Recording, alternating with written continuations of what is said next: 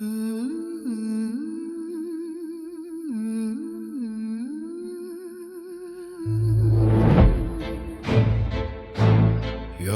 listening to Unearthed, golden the unknown, where lost witches wait in the dark, and restless spirits guard what's buried below. Dare to dig deeper, a soul cries soul.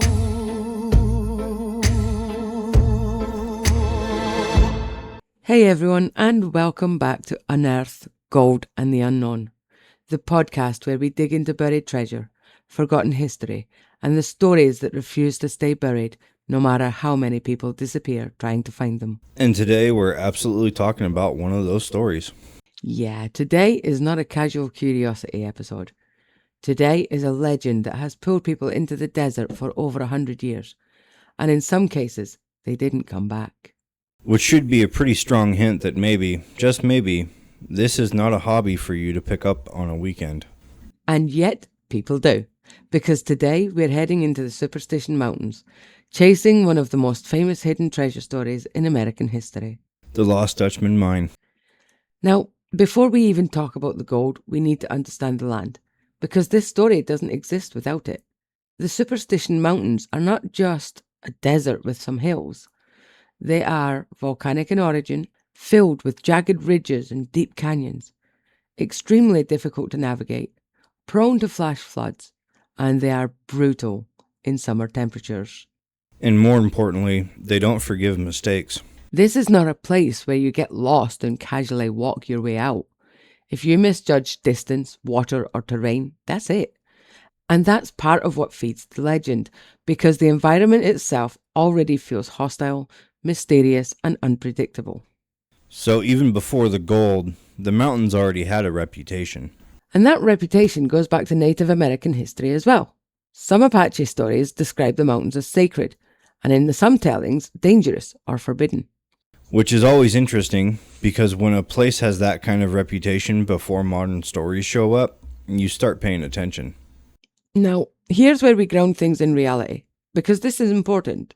Arizona is absolutely a gold-producing state. There were real mining booms, real discoveries, and real prospectors pulling gold out of the ground. So people weren't chasing nothing.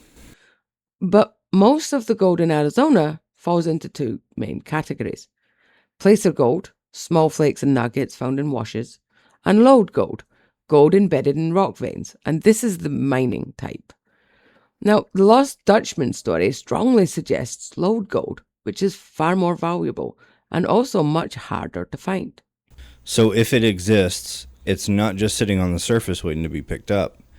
It would be hidden in the rocks, possibly in narrow veins, possibly in a location that's hard to access or easy to miss. So let's really break down Waltz, because a lot of versions oversimplify him. He wasn't just some random guy who stumbled onto gold. He was a German immigrant, a prospector that was familiar with the land. He had lived in Arizona for years, and he was known to have worked claims and handled gold. So he knew what he was doing. Yeah, and that's why his story carries weight. Now, here's a key detail. Some accounts say that Waltz would periodically show up with very high-quality gold ore. It suggests a consistent source. It suggests a specific location and not random luck. And it suggests he wasn't just guessing. He knew where he was going. Which makes it way more frustrating that nobody else ever found it. So, when Waltz was dying, he allegedly described landmarks, mentioned trail directions, possibly referenced natural markers like rock shapes or shadows, and he may have given partial, but not complete, information. Which is the worst kind of clue. Exactly, because partial clues create interpretation, and interpretation creates multiple theories. And once multiple theories exist, the legend explodes. Now, let's go deeper into the Peralta angle, because that's one of the most debated parts of this entire story. Okay, the claim is that a Mexican family, the Peraltas, mined a rich gold deposit in the Superstitions before Waltz. Now, the problems with that is that there's no verified mining records placing them exactly there. There's no confirmed massacre matching the dramatic versions. And many Peralta maps appear later, and they're highly questionable. So either it's exaggerated or completely fabricated. Or it's based on a smaller truth that got amplified over time. Because here's the thing. Treasure legends often stack stories on top of each other until you can't separate the original from the additions. Now, one of the biggest reasons people believe that they're close is landmarks like the Weaver's Needle and specific canyon shapes and rock formations and heart-shaped rocks, Peralta stones, etc., etc. But those features can be seen from multiple angles and distances. The desert plays tricks on perspective. You can think that you're right next to something when you're actually miles away. And over time, trails disappear, land shifts, and floods reshape terrain. So even if Waltz gave accurate directions, they may no longer line up the same way. Okay, so before we go any further with this, I want to bring this a little closer to home. Because this isn't just some story that we've read about online or in a book. We live here. We've been out here. Yeah, this isn't theoretical for us. No, and I think that changes how you hear this story. Because when people talk about the Lost Dutchman Mine, they picture this big dramatic adventure, like you grab a backpack, you follow a map, and suddenly you're standing in front of gold. But when you've actually been out in the Arizona desert, you realize how quickly the different reality is. Yeah, there's nothing forgiving about it. Not even a little. I mean, we've gone out prospecting before, detectors, gear, the whole thing. And you can spend an entire day out there, digging, sweating, listening to signals, getting excited over nothing, and finding absolutely zero gold. Or just trash. A lot of trash. Old cans, nails, random bits of metal, things that make your detector scream like you find something huge, and then it's just disappointment. Which is honestly a perfect metaphor to treasure hunting. It really is. I remember one trip in particular, we had multiple detectors out there. Good ones, not cheap equipment. We covered ground, we checked washes, we worked areas that should have produced something, and nothing. And that's the part people don't talk about. Right, because when you're standing out there, in the heat, in the silence, you realize something really important. If there is something hidden out there, it's not going to give itself up easily. And that's just regular prospecting, not even chasing a legendary mine. So, when I hear stories about people just casually going out looking for the Lost Dutchman Mine, I don't picture adventure. I picture how easy it would be to get turned around, to misjudge distance, to run out of water, to think that you're closer than you are. Because the desert doesn't look dangerous until it is. And that's the part that makes this story hit different for me. Because it's not just a legend, it's layered on top of a place that's already unforgiving. So when people say the mountains are cursed, I don't know if I believe that, but I do know this. You don't need a curse for people to disappear out there. Okay, let's talk science. The Superstition Mountains are volcanic. That means gold can exist there. But it's not as common as in some other regions, and any rich deposit would likely be localized and small. So not a giant cavern full of gold bars. No, more like a narrow quartz vein, possibly hidden in a canyon wall, and easy to miss unless you know exactly where to look. Which would explain why one person could know it and everyone else misses it. Let's be very clear here. People have died searching for this mine. And it's not because of curses. It's because of heat stroke, dehydration, getting lost, or even overestimating their abilities. Which is honestly scarier than a curse, because it's real. The legend takes those real deaths and turns them into something supernatural. Now that said, there's still persistent stories of lights in the mountain, Shadow figures, voices, and sudden disorientation. Which could be explained, but not always easily. Right, some could be heat hallucinations, light refraction, psychological effects. But some stories are detailed enough that people will still question them. Okay, let's rapid fire the main theories. The mine is real and still hidden. Waltz knew it, but the exact location was lost. It was real, but exhausted. Someone found it later, and it's gone. It was misidentified. People have found it, but didn't realize it. It never existed. The entire story grew from rumour and exaggeration. It's in plain sight. It's just part of a known formation, just misunderstood.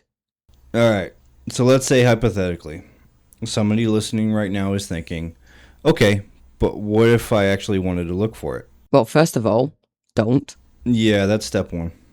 But let's break it down realistically, because this is where fantasy and reality will completely split. If you're seriously trying to locate something like the Lost Dutchman Mine, here's what you actually need to consider. 1, you're not looking for gold. You're looking for geology. So you won't just be wandering around with a metal detector. You'd be studying the rock formations, the quartz veins, the fault lines, and areas where mineralization is likely. Because if it's real, it's not sitting in the dirt, it's in the rock. So you need knowledge before you need luck. And number 2, old clues are not reliable maps. Any directions tied to Waltz are over 100 years old. That means trails may be gone, landmarks may look different, flooding may have changed the terrain, and vegetation may have shifted. So even if the clues were correct at the time, they may not line up anymore. And number 3, the obvious spots have been searched. Anything easy to reach, already checked. Multiple times. By prospectors, historians, locals, people with way more experience than modern searchers. So if it exists, it's either extremely well hidden, in a dangerous or inaccessible location, or not where people think it is at all. Number 4, water is your biggest enemy. And this is the one that people underestimate the most. In the Superstition Mountains, you can go through water fast. And there is long stretches with no reliable sources. So heat exhaustion will sneak up on you. And once you're in trouble out there, it escalates fast. Which brings us number 5, distance lies to you. This is huge. The desert will play tricks on your eyes. Something that looks right there can be hours away, across difficult terrain, or completely inaccessible. Which is how people push too far and then they can't get back. And number 6, the mine might not look like a mine. And this is one of my favourite points. People imagine a big cave, a visible entrance, something obvious. But realistically, it could be a narrow crack in the rock, a partially collapsed opening, or completely hidden by erosion. So even if you walked right past it, you might not even know it's there. And number 7, the psychological trap. This is the one that's the most dangerous. Once people believe they're close, they will ignore the warning signs. They push further than they should, and they take risks that they normally wouldn't. Because now it's not just a hike, it's a mission. Exactly. And that mindset is what gets people into trouble. So yeah, if you're thinking about going out and finding the Lost Dutchman's mine, Respect the legend, but respect the land more. because the mountain doesn't care how good your theory is. It definitely doesn't care how close you think you are. So why does this story refuse to disappear? Because it hits everything. Real history, real gold, missing information, dangerous terrain, mystery, and just enough evidence to keep hope alive. And hope is the most dangerous part. Yeah, I don't think this story survives this long if there's nothing behind it. But I also don't think what exists now matches whatever the original truth was. Yeah, I think we're looking at a story that started small and became something massive. And now it's not just about gold. No, it's about obsession, curiosity, mystery, and the idea that something is still out there waiting. So what do you guys think? Is the Lost Dutchman Mine real? Is it still hidden somewhere in the Superstition Mountains? Or is the real treasure just a legend that keeps pulling people back? And if you've ever been out there or even thought about searching, we want to hear your story. So follow, subscribe, and share the show. And we'll be back with more stories of gold, ghosts, and the unknown. Until next time, keep digging. Bye for now. You're listening to Unearthed, gold and the unknown, where lost riches wait in the dark. And